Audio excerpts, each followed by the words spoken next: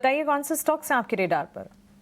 तो one of the stocks is camps. एक अच्छा सा मोमेंटम बना है, टेक्निकली वेरी वेल प्लेस्ड। 3795 का प्राइस चल रहा है। सो 3650 के स्टॉप लॉस के साथ 4200 के ट्रेडिंग टारगेट्स रहेंगे। और दूसरा है HFCL, जिसमें आज देख रहे हैं वॉल्यूम पिकअप है और काफी बॉटमिंग आउट, क्वाइट ओवरसोल्ड, और वहीं से अटेम्प्ट कर रहा है बाउंस बैक देने को। So risk reward ratio is also very favourable. 80 के स्टॉप लॉस के साथ 8890 के टारगेट्स रहेंगे। So this is another stock जो मुझे सही लग रहा है। देखिए थोड़ा-सा हो सकता है कि मूड न्यूट्रल हो, थोड़ा कॉशियस हो, लेकिन अच्छी चीज़ ये है कि आपके लिए ना बाई की ही कॉल्स निकल के आ रही हैं। HFCL वैशाली जी ने खरीदने की सलाह दी है आपके लिए। और कैम्स दूसरा शेयर है जिसके लिए टारगेट होगा 4000 का। 3650 रुपए का स्टॉप लॉस आपको लगा के चलना है। जो कैपिटल मार्केट रिलेटेड जो भी शेयर्स हैं, कैम्स एज ए रजिस्ट्रार काम करता है। अब वहां पर आप देखिए कि फिर से बाइंग लौटी है। BSE, कैम्प, CDSL, ये सब शेयर फिर से फ्लेवर में लौटा है। और ये दो तेजी वाले शेयर होंगे वैशाली जी की तरफ से। ओशो जी, बहुत शुक्रिया आपका समय देने के लिए, स्वागत है। आप बताइए, आप क्या खरीदने की सलाह देंगे ओशो? आफ्टरनून अभिषेक जी। सबसे पहले मार्केट का अगर हम आज सेंटिमेंट देखें तो overall pharma and banking financial space में ही काफी ज्यादा तेजी बनी हुई है आज के दिन पे। तो दोनों ही बाई के रिकमेंडेशन इसी दो सेक्टर से हैं। सबसे पहला मेरा बाई का व्यू आ रहा है मैक्स हेल्थ पे। मैक्स हेल्थ में अगर हम देखें तो काउंटर रिसेंटली थोड़ा करेक्ट हुआ है हाई लेवल से, बट कल के दिन से आज एक अच्छा बाउंस देखने को मिल रहा है। सो मैक्स हेल्थ पे अच्छा पॉजिटिव ट्रिगर बन रहा है यहाँ पे, तो मैक्स हेल्थ को बाई करने की सलाह है। 1080 का स्टॉप लॉस मेंटेन करना है। मुझे लगता है 1160 एंड 1180 तक के टारगेट्स हमें शॉर्ट टर्म में देखने को मिल सकते हैं। सेकेंड काउंटर पूना वाला फिनकॉर्प है। पूना वाला फिनकॉर्प का अगर हम टेक्निकल पर्सपेक्टिव देखें तो एक फ्लैग पैटर्न का ब्रेकआउट होते हुए दिखाई दे रहा है। एंड अपने 200 डे सिंपल मूविंग एवरेज के ऊपर भी काउंटर आज सस्टेन कर रहा है काफी हायर लेवल्स पे। सो मुझे लगता है इसमें काफी अच्छा पोटेंशियल है एंड मोमेंटम में है काउंटर। तो इसमें बाई की रिकमेंडेशन बन रही है करंट लेवल्स पे। नियरली 375 तक के इमीडिएट टारगेट्स देखने को मिल सकते हैं एंड 351 का एडवाइजेबल स्टॉप लॉस मेंटेन करने की सलाह बनी। ठीक है, 350 के आसपास का स्टॉप लॉस लगा लीजिए पूना वाला फिनकॉर्प में, और 450 रुपए का टारगेट, 361 रुपए के आसपास का भाव है। और जो दूसरा शेयर है मैक्स हेल्थ, मैक्स हेल्थ ने लोगों को पैसे बना के दिए हैं। पिछले अगर आप एक महीने का चार्ट देखेंगे तो मोमेंटम तेजी का रहा है। थोड़ी सी 1200 रुपए के आसपास जाके प्रॉफिट टेकिंग शेयर में आई, लेकिन आज फिर से हम इसमें इंटरेस्ट बिल्ड होते हुए देख रहे हैं। 2% के आसपास की तेजी है मैक्स हेल्थ में। 1160 के टारगेट के लिए आप इसको ट्रेड कीजिए 1080 के स्टॉप लॉस के साथ। 2+2 ये चार शेयर तेजी वाले होंगे। सिक्सर लगा दीजिए। कुणाल जी बताइए, आपके दो शेयर कौन से तेजी के?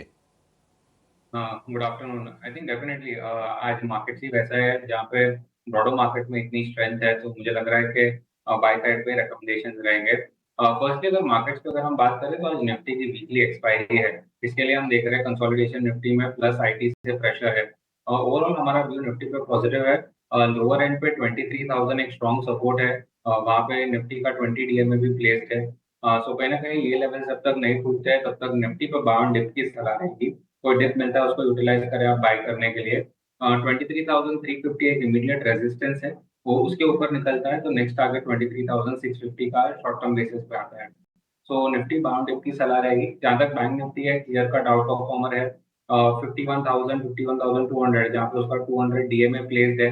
वो सपोर्ट को वो होल्ड कर रहा है। हमारे टारगेट शॉर्ट टर्म के लिए बैंक निफ्टी के लिए है 52,200, और सेकंड टारगेट रहेगा 52,800 का। सो बैंक निफ्टी में रिस्क रिवॉर्ड काफी फेवरेबल है ये लेवल्स पे भी। तो आप करंट लेवल से भी बाय कर सकते हो, तो इंट्राडे डिप मिले तो भी यूटिलाइज करो बाय करने के लिए। 3 से 4 दिन का व्यू रहेगा। 52,200 52,800 के टारगेट्स में देख रहा हूँ बैंक निफ्टी इंडेक्स में। जहाँ तक स्टॉक्स की बात है, यहाँ पे दो रिकमेंडेशन रहेंगे बाय साइड पे। एक होगा हाउसिंग फाइनेंस के स्पेस में से और एक होगा एनबीएफसी के स्पेस में से। तो फर्स्ट मैं हाउसिंग फाइनेंस को डिस्कस करूंगा और स्टॉक का नाम है हुडको। हुडको में हमने देखा है कि ऑलरेडी एक पॉजिटिव स्ट्रक्चर है। ब्रेकआउट ऑलरेडी पहले आ चुका था, अभी एक कंसोलिडेशन था और वापस स्टॉक रेडी हो चुका है अपना नया लेग के मूव के लिए। तो यहाँ पे लगता है कि तेजी और भी बढ़ जाएगी, तो हुडको को बाय की सलाह रहेगी। 209 210 के आसपास करंटली ट्रेड कर रहा है। 201 का स्टॉप लॉस रखना है डाउन साइड पे। 218 और 222 ये दो टारगेट्स रहेंगे हाई एंड पे। जो सेकंड स्टॉक है वो है एनबीएफसी स्पेस में से। और स्टॉक का नाम है Larsen and Toubro finance LTF। तो यहाँ पे भी हमने रिसेंट टाइम्स में एक अच्छी रैली देखी थी स्टॉक में, फिर एक रिट्रेसमेंट हुआ है और वापस स्टॉक रेडी है ये अपनों को कंटिन्यू करने के लिए। सो हमें लगता है कि यहाँ पे एक पॉजिटिव ट्रेंड बरकरार रहेगा, heart of high bottom formation continue रहेंगे। सो यहाँ पे बाय की सलाह रहेगी, 154 के आसपास चल रहा है, आपको 150 का स्टॉप लॉस लगाना है डाउन साइड पे। हाई लेवल पे मेरे टारगेट रहेंगे 159 और 162 पे। चलिए L&T फाइनेंस पर खरीदारी की राय इस वक्त मिलती हुई 158 पहला लक्ष्य, इसके बाद 161 के टारगेट्स भी यहाँ पर देखने को मिल सकते हैं। इस बीच अगर देखें टेक्सटाइल सेक्टर से शुरुआत करना चाहूंगी और वैशाली जी, गोकुलदास एक्सपोर्ट देखें, अरविंद लिमिटेड, वर्धमान टेक्सटाइल, ये सारे के सारे स्टॉक्स में हमने देखा टैरिफ अनाउंसमेंट के ठीक बाद टेक्सटाइल स्पेस में एक मजबूती का रुझान है। दूसरे बड़े टेक्सटाइल मैन्युफैक्चरिंग देशों पर ज्यादा टैरिफ लगने से डोमेस्टिक टेक्सटाइल कंपनियों को एक तरह से पॉजिटिव इम्पैक्ट, फायदा होता हुआ नजर आ रहा है। टेक्सटाइल स्पेस पर अगर आपका कोई टेक बनता है या फिर इस खबर के बाद अगर आपकी कोई एनालिसिस बनती है। I definitely agree because सभी स्टॉक्स में जैसे कि it shows that it's favorable for textile sector.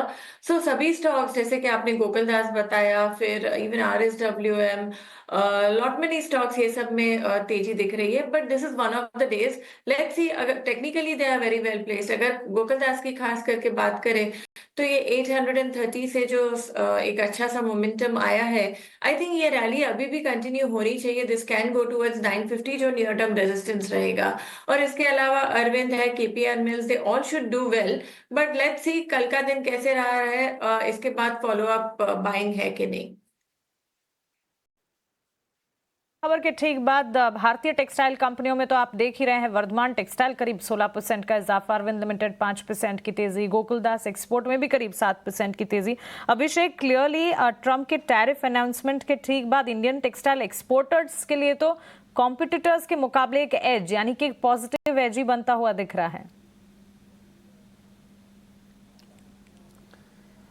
Mansi, definitely देखिए, अभी जब हम चर्चा कर रहे हैं तो अभी कॉमर्स मिनिस्ट्री की तरफ से स्टेटमेंट भी आया है कि इस पूरी सिचुएशन को एसेस कर रहे हैं। इंडस्ट्री या फिर जो भी स्टेक होल्डर्स हैं, एक्सपोर्टर हैं, उनकी तरफ से फीडबैक भी मंगाए जाएंगे। और यूएस की ट्रेड पॉलिसी में जो ये डेवलपमेंट हुआ है, क्या इससे भारत के लिए मौके भी बन रहे हैं, इसकी भी समीक्षा की जाएगी। लेकिन अगर आप टेक्सटाइल शेयरों को देखेंगे तो आपको लग रहा होगा कि अच्छा इतनी बाइंग क्यों हो रही है।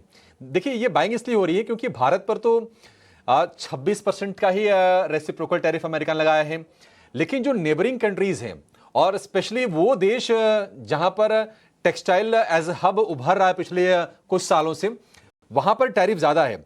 आप देखेंगे तो कंबोडिया पर 49% का टैरिफ है, वियतनाम पर 46% का टैरिफ, चीन पर 34%, थाईलैंड पर 36%, बांग्लादेश पर 37% और श्रीलंका 44%। श्रीलंका, बांग्लादेश, थाईलैंड ये छोटे छोटे देश हैं, कंबोडिया भी काफी छोटा देश है, लेकिन एक्सपोर्ट कॉम्पिटिटिवनेस के मामले में भारत को काफी ज्यादा ये टक्कर ये देश दे रहे थे। तो एक तरह से हो सकता है कि अपॉर्चुनिटीज इन कंपनीज के लिए खुलता हुआ दिख जाए। आप देखेंगे कि भारत के लिए अमेरिका जो है सबसे बड़ा एक्सपोर्ट डेस्टिनेशन है। भारत जो भी टेक्सटाइल एक्सपोर्ट कर रहा है उसमें अकेले अमेरिका की हिस्सेदारी करीब 30% के आसपास की है। तो भारत की नजरें होंगी कि क्या ये 30% का जो शेयर है ये और बढ़ जाएगा। मान लीजिए यहां से 5-10% और बढ़ जाए तो ये कंपनीज के लिए काफी ज्यादा बेनिफिशियल होने वाला है। अमेरिका ने